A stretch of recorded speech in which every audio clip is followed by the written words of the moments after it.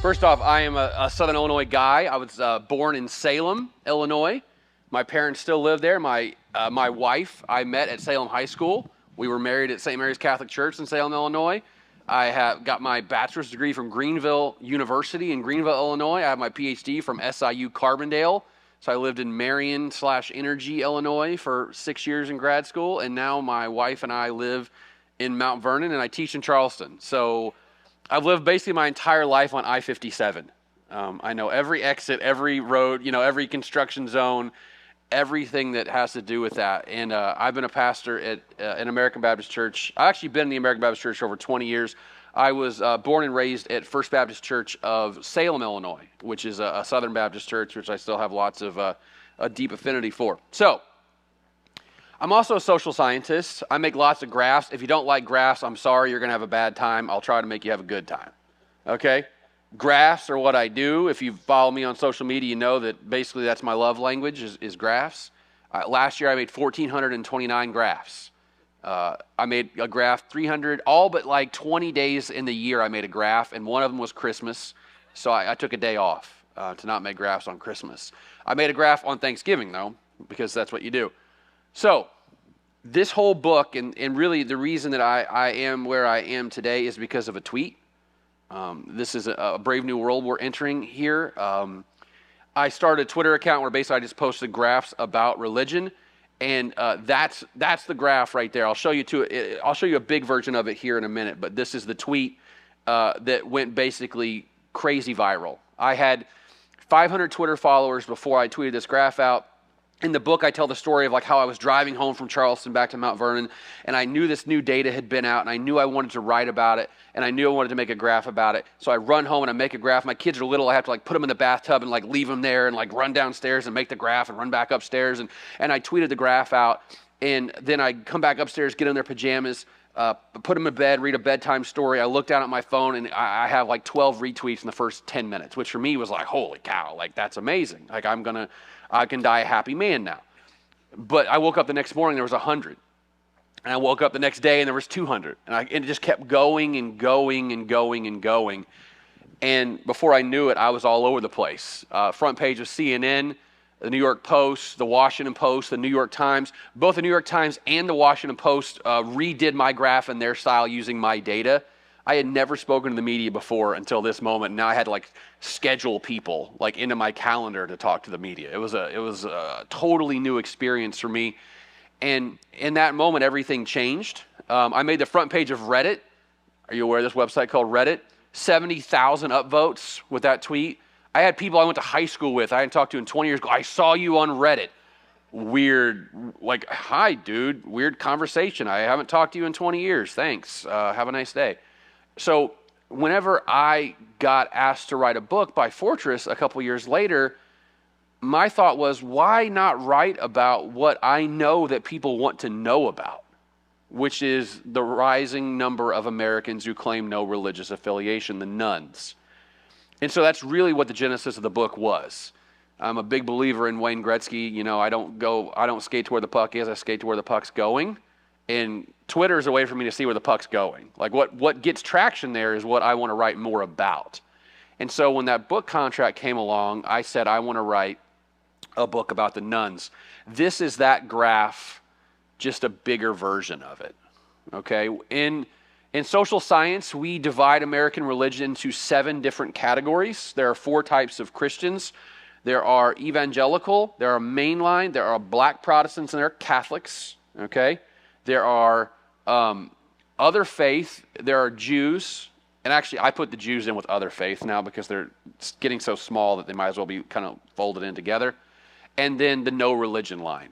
Really, the big story of this graph, obviously you can tell the X, right, that's going there in the middle, where the main line, which is the orange, is headed downward, and the no religion, which is that purple line, is headed upward.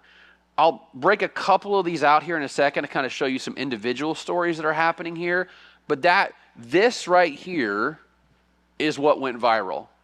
The fact that the nuns now are probably the largest religious tradition in America. There are probably more nuns in America today than there are Catholics. There are probably more nuns in America today than there are evangelical Protestants. That is a sea change. I argue that this is the largest cultural change we've seen in America over the last 100 years, and no one's really talking about it. I think it's just as important as the racial change going on in America. I think it will change every aspect of American society, American politics, and American culture. And yet we're all kind of going, well, I know religion's going downhill, but I don't know much about it. Like, we need to know more about it. We need to understand why, how, and all those kind of things. So that's really the purpose of the nuns. So, couple things. Evangelicals. I assume that most of you are evangelical. This is evangelical by tradition. So if you say that you're like Southern Baptists, that's evangelical. Assemblies of God, that's evangelical. Most Pentecostal traditions are evangelical. Non-denominationals are evangelical, almost always. I know there are some that are not, but most are evangelical. Okay? That's in this group here. The share of Americans who was evangelical in 1972 was 17%. Today, it's 22%. There's actually, in 20 myths, one of the myths is that evangelicalism is in decline in America. There's actually more evangelicals in America today than there were in 1972, okay? Now, it depends on how you look at this trend line, because if you look at like 1993, for instance, 30% of Americans were evangelical in 1993, and there's 22% today, so that's obviously a decline, but where do you start your timeline at, right? I think it's like a Rorschach test. If you're like a left-leaning person, an atheist person, you go, ha, they were 30, now they're 22, we're winning. And I go, yeah, but in 1972, they were 17, now they're 22, you're losing, right? So when do you start? What's your baseline comparison thing? The share of Americans who self-identify as evangelical in 2008 was 33%. In 2022, it was 33%. Self-identify as evangelical, okay? There's a myth out there that evangelicalism is in decline. It is not in decline. I think it's just as powerful today as it was 20 or 30 years ago, if not more powerful today, 20 or 30 years ago. Evangelicalism is doing okay. Okay, that to me is not the story. And anyone who tells you any differently is trying to really push a narrative that they want to push. Now, this is a totally different story. These are mainline Protestants. Is that a term you guys have heard before? Okay, mainline Protestants, there are seven, they're called the seven sisters of the mainline. So when you think about the split over slavery, most denominations created an evangelical wing and a mainline wing. For instance, the Southern Baptist Convention is evangelical. The American Baptist Church is mainline, right? Presbyterians, there's the PCA and the PCUSA. Amongst the Methodists, there's the Free Methodist and the United Methodist. Okay, so the seven sisters are ABCUSA, United Methodist Church, PCUSA, Presbyterian Church USA, Evangelical Lutheran Church of America, the Episcopal Church, the Disciples of Christ, and the United Church of Christ. Those are the seven sisters of the main line. There is data that goes back to the 1950s that say that half of all Americans were mainline Protestant in the 1950s. Okay? This was the dominant strain of Christian theology in America in the early part of the 20th century. But our polling starts in 1972. In 1975, 31% of Americans were mainline Protestant. Okay? Evangelicals never got to that level. But from that point forward, it's nothing but free fall. 31% in 1975. Look at this. By 1988, they'd gone from 31% to 19% in just a 13-year period of time. And from there, it's a slow slide downward. The most recent data puts mainline Protestant Christianity around 10%, okay? Mainline Protestants, for those of you who are not aware, typically are less conservative. I don't want to call them liberal because lots of them are not liberal. Actually, most United Methodists vote for Republicans on Election Day, including ELCA and PCUSA, by the way. They're just not as conservative as your evangelical friends that you're used to, okay? They are now 10% of Americans.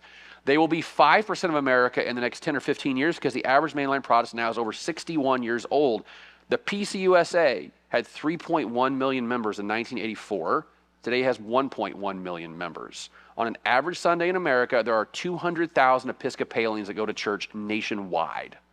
That's how much these denominations are in decline now. In comparison, there are 13.2 million Southern Baptists, and about 6.5 million of them go to church every Sunday. There are 200,000 Episcopalians. So it's apples and oranges. They're not even in the same universe in terms of raw numbers of mainline Protestants. These are Catholics. Catholic Church is really interesting because they are very consistent over time. If you look at the trend line, it's down slightly, but still, even today, around 22 or 23% of Americans still identify as Catholic. I do this presentation with Catholic churches. Sometimes they go, yeah. And I go, wait a minute. Don't be so happy just yet. In 1972, half of Catholics went to Mass every Sunday. Today, a quarter of Catholics go to Mass every Sunday. Okay? So what's happening is a lot of people are still identifying as Catholic because they're culturally Catholic, right? They're Irish or Italian or Hispanic, and they're Catholic because their great-grandparents were Catholic.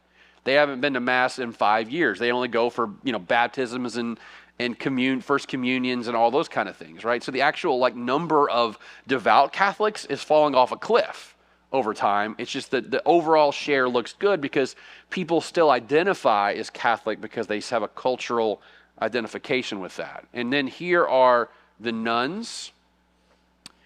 In 1968, there was this great sociologist who wrote a paper for a conference. I just found it looking through the archives. He called the nuns the neglected category in 1968. He was way ahead of his time, right? Only 1 in 20 Americans identified as non-religious in 1972. Statistically, you can do nothing with that. There's not enough of them in a sample to do anything with. Because once you cut it in half, now you're down to 60 people. It's like, nah, there's nothing there. But from 1972 to 1991, the share went from 5% to 7%. Almost no change, okay? In 1991, 7% of Americans were nuns. In 2022, which this data is weird, but other data, which I'll show you in a second, says that about 30% of American adults today have no religion, okay? 5% in 1972, 7% in 1991, 30% in 2022. Like I said, it's the largest cultural shift and the fastest cultural shift because it's really happened in about 30 years. Okay, we've radically changed how we think about religion. These are all the estimates I can come to with the share of Americans who have no religion. They're all over the board. The lowest estimate is around 21%. That's Gallup. The highest estimate's the Cooperative Election Study that puts it at 36%. Pew puts it around 29 or 30, so that's the number I use. I think they're probably right. I think about 3 in 10 American adults today have no religious affiliation. And as you can see, almost every data point agrees on this central fact, which is the nuns are rising. I know there's some weird subculture of statistics of people no, the nuns are not. They're kind of going down in America. No. I look at data all day, and that ain't true, okay? There are more nuns in America today than there were a year ago, and 2 years ago, and 10 years ago, and 20 years ago. There's no evidence in the data they're not going to continue to rise, at least in the immediate future. So the question for us is, why is this happening? Just a quick background on me. My church, when I took over in 2006 as the pastor, we had 50 people in our American Baptist Church. On Sunday, last Sunday, we had 8 people. So this is not some academic exercise for me. This is what I live every day. Every Sunday I walk in and there's one less person than there was a week ago or a month ago or a year ago. And a lot of this book was me trying to make sense of what was happening in my life, right? What I was seeing in front of me. And so what I try to do in the nuns is try to make sense of this from a social science perspective, right? I think the problem with pastors is that we're always taught if your church is not growing, it's because you're messing up, right? You're not praying hard enough. You're not studying hard enough. You're not visiting well enough. You're not doing outreach well enough. Maybe, I would say maybe the answer is I'm a bad pastor. That probably is true, okay? I'm willing to admit my own faults there. But at the end of the day, it's a lot easier to grow a church when the wind is at your back than if it's at your face. Right? Yeah. And so what I'm going to try to show you here is there's a whole lot of wind at your face right now. Okay? There's a whole lot of wind at your face. And a lot of it you probably don't even realize. But me having my PhD helps me understand like the macro level stuff, right? So that's what really the goal here is. I wish I could those little ads you see at the bottom of websites, like 5 simple hacks to do this, that, or the other thing. One simple trick. There's no one simple trick here, guys. Social science is not that easy.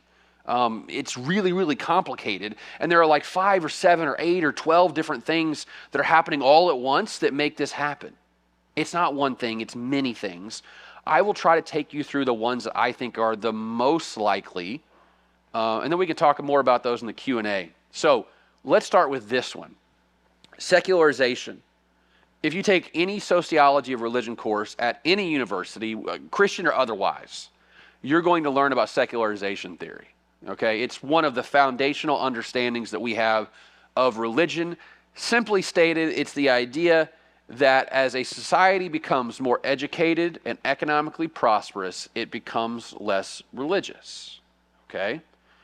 And the understanding of this goes back to the idea that human beings are explainers. We are meaning-making machines. We want to understand why things are happening to us. Why do bad things happen to good people? I mean, we've been asking ourselves that question for the book of Job, for goodness sakes, right? It's trying to understand why bad things happen to good people. So if you were a farmer in the Middle East and it didn't rain for 6 months and all your crops died, why did it not rain? Because God's mad at us.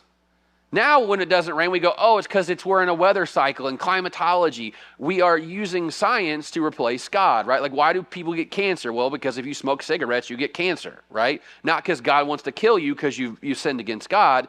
This understanding is the idea that we are trying to explain things, and as we got more science, we needed less God, okay? This is some of foundational social science theory. Max Weber is really the architect of this whole idea. He used this word, I'm not going to say because I'm not German. This is the translation you see a lot. It's the word disenchantment, that what we've done over time is we've disenchanted life. But I like this translation the best. Demagication. We demagicated life. It's not magic anymore why my kid gets cancer or why it doesn't rain. It's science, right? We've replaced the supernatural with the natural and scientific explanations for things. And so what Weber argues is, well, the more science you have, the less God you need. And the more educated you get, economically prosperous you get, the barriers between you and death get bigger. Right? The buffer between you and death is big now because you live in America, not Somalia. Right? You coughed twice back in the olden days, you died. Now we take you to the hospital and you live more often than not. Right? Demagication. There's also a guy who pushed this theory called Karl Marx. You might have heard of him before. You might have heard this famous quote about class struggle. Religion is the sigh of the oppressed creature, the heart of the heartless world, and the soul of soulless conditions. It is the opium of the people. You know, Marx is saying here, right, that rich people are using religion to keep you down and make you happy in your poverty. You know why slaves couldn't read? Because they learned to read, they learned to organize. They learned to organize and overthrow their slave masters. There were counties in Georgia where there were 20 slaves for every white person. They were terrified every day that they would organize. And so what do we use religion to do? Say, oh, slaves, obey your masters as to the Lord, not unto men. Right? Keep you in your poverty. Now, is there evidence of this in the data? Well, let's look at Western Europe. This is the share of a bunch of countries in Western Europe that attend religious services every week. Look at Poland, by the way. 44% of Poles are... Poland's a crazy country because it was like an Eastern Bloc country, so it was under communism for a long time. It's incredibly religious. But look at some of the countries that we're more thinking about when we think about Western Europe. Okay, so Spain's up here at 13%. By the way, the average American, 25% of Americans attend religious services every week. So that's your baseline. Spain's 13, Austria 12, Belgium 9, Hungary 8, Germany 8, France 8, Iceland 4, Finland 4, Estonia 3, and Denmark 3. Max Weber would look at that and go, of course. Look what I did. They got more science and more education. Denmark, by the way, is the happiest country on earth. It scores in the top 5 every year on happiness indicators. because they have such high education and high income. This is the relationship between GDP and the share saying religion is very important. Doesn't take a social science to tell you that's a negative relationship. But look where the United States is, by the way. One of these things is not like the other. Really, the question is, why are we so religious? That's the better question. Why we should be like, we have the economy of Norway. And about 20% of Norwegians say religion is very important. It's 52% of Americans. What's wrong with us?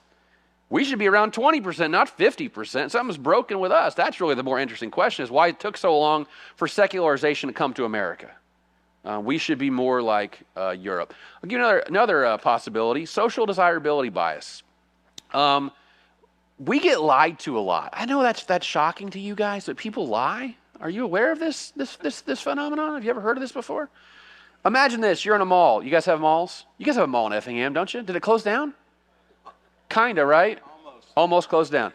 Okay, let's say you're in a mall in like circa 1995, okay? When they still had those. And a guy comes and he goes, hey, would you like to answer some survey questions for me? I'll give you $10, it'll take 10 minutes. You say yes. He takes you back in a room. He asks you your age, your gender, your race, your partisanship, whatever, your income, your education. Okay, this is fine. I got no problem with all this stuff. And then he says, hey, let me ask you some other questions. Like, oh, I don't know, do you masturbate? Or are black people lazy? Or have you ever cheated on your spouse? Or do you do drugs? How many drugs? What kind of drugs? Right? Legal or illegal? Or should a woman be president? You know what you're going to do in those situations more often than not? Lie. Lie. And you know what people lie about a whole lot? Religion. We know this for a fact. They lie about it a whole bunch. Here's how we know. There's this great thing. There's this great study happened in 1991 in Ashtabula County, Ohio, which is this rural county in Ohio. This guy named Kirk Hadaway brought an entire research team there. He did a mail survey, mailed it out to like 1,000 people in Ashtabula County. How often do you go to church, right? Ask them this question. They answered. What they said was 36%, or weekly attenders in Ashtabula County. They go, okay, let's just check then. So they called every church in the phone book and asked the pastor priest, how many people were in church last Sunday, and wrote it down. Now, some pastors didn't respond, so they drove the parking lots and counted cars and made a little formula, like one car is 1.5 people.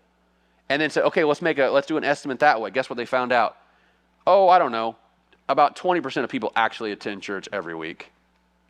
So maybe what's happening with the data is we've never been as religious as we thought we were. We've just been lying about it a whole lot less now than we were 30 years ago, right? The whole negative thing about being an atheist or being non-religious has gone down over time. So now actually what we're seeing is the great revealing, which is we've never been that religious. Now we're just being more honest, which I write in the book is probably not a bad thing, right? Like the first step in the 12 steps is identifying you have a problem. And so maybe we're actually getting closer to the problem. And so maybe actually nothing's really changed. We're just being more direct and transparent about what we really are. The problem with that, though, is it's almost impossible to figure that out from a social science perspective, because I can't go back to people from 1988 and go, hey, you took the General Social Survey in 1988. Do you remember that? No. Well, you did. You said you were a Christian. Were you really Christian? Yeah. But are you lying about it now? Maybe. See how that goes? Like there's no way to square that circle, right? Like there's no way to get past that problem. And maybe really what we're seeing is social desirability bias. So we also, listen guys, we've got to talk about politics at some level. I think most people don't realize this, but in 1988, if you went to the average evangelical church in 1988, you were just as likely to sit next to a Democrat as you were a Republican. Okay? Or a mainline church, by the way, or a Catholic church. The church was evenly divided in the late 1980s politically, and now it's not. And we can go into all kinds of theories about why that is and blame this, that, and the other thing. And there's all these theories out there about why that is. But really what it comes down to is this. This is the share who are nuns by political ideology. I wish I made these numbers up, but this is exactly what the data looks like. It's perfectly fanned out the way you think it would. In the 1980s, the difference between a liberal and a conservative on nuns was less than 5%. Like there was no gap. There was no God gap, was what we call it. And now today, about half of Americans who identify as liberal are non-religious. Half are non-religious. And amongst people who identify as conservative, it's about 12%. I mean, you cannot discount the role that politics has had in religion. Almost half the voters for Joe Biden in 2020 were atheist, agnostics, or nothing in particular. 45% of his voters are atheist, agnostics, and nothing in particular. There's a very good chance in 2024 that half of the Democratic coalition is going to be non-religious. 75% of Republicans today are white Christians. 75%. It's 37% of Democrats. I mean, we've seen these two things run in tandem with each other. Now, I'll leave it to you to figure out what that means.